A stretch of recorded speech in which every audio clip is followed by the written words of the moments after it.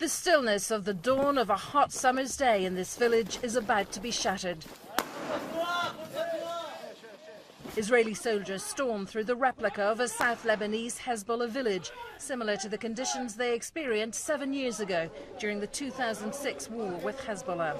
Now that the soldiers have cleared out the house behind me, they are now going to move out through the rest of the town to clear it out.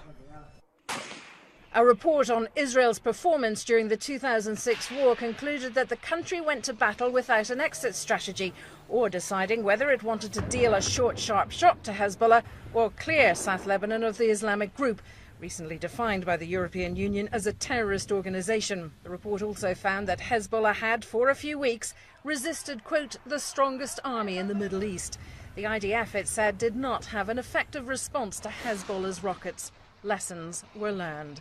We know that Hezbollah is a better trained army than before, but we as well train more intensively ever since.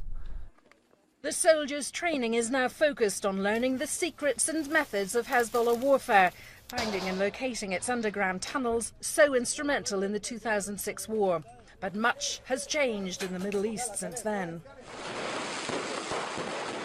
This video, posted on YouTube in June, reportedly shows celebrations in southern Lebanon following the regime of Bashar al-Assad's retaking of the Syrian town of Qusayr. His troops were helped by Hezbollah fighters, thousands of whom are reported to be inside Syria.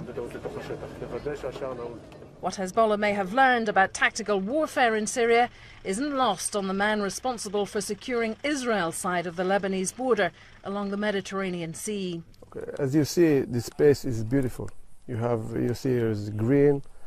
We have trees, flowers. Hezbollah can in 1 second to make this area become a war area.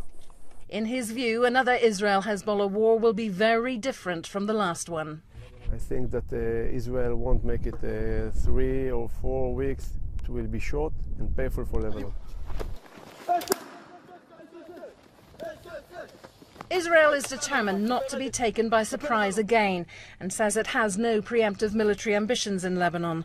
But in the event of another war, Israelis will look to their leaders for a clear objective and an exit strategy. Fionnuala Sweeney, CNN, the Israel-Lebanon border.